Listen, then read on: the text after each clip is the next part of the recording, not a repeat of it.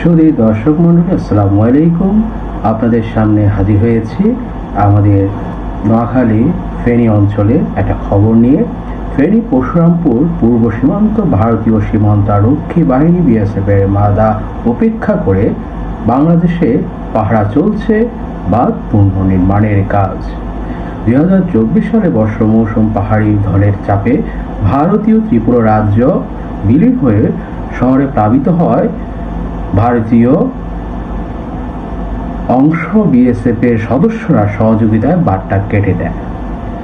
ভারতীয় ফলে পাহাড়ি ঢলের পানিতে পরশুরামপুরের বিস্তীর্ণ এলাকা বন্যায় পানিতে তলিয়ে যায়।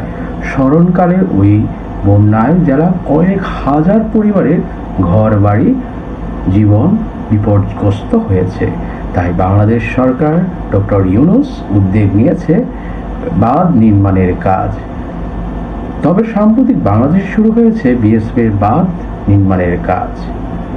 স্থানীয় বাসিন্দারা হুমকি দেয়, এলাকাবাসী অভিযোগ করেছে চলছে সাপ্তাহিক কাজে বাঁধ দেওয়ায় বিএসএফের।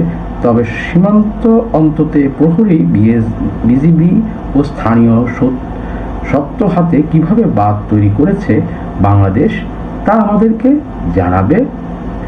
ততক্ষণ পর্যন্ত আপনারা আমাদের পাশেই থাকুন।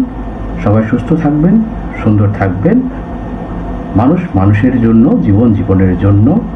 আমরা আমাদের দেশকে ভালোবাসি, দেশের মানুষের প্রতি আমাদের ভালোবাসা আছে এবং অন্য দেশের প্রতি আমরা সম্মান রাখি। শ্রদ্ধা তুমি তাকেই করো যে শ্রদ্ধা দেখাতে জানে। সকলেই ভালো থাকবেন। খোদা হাফেজ।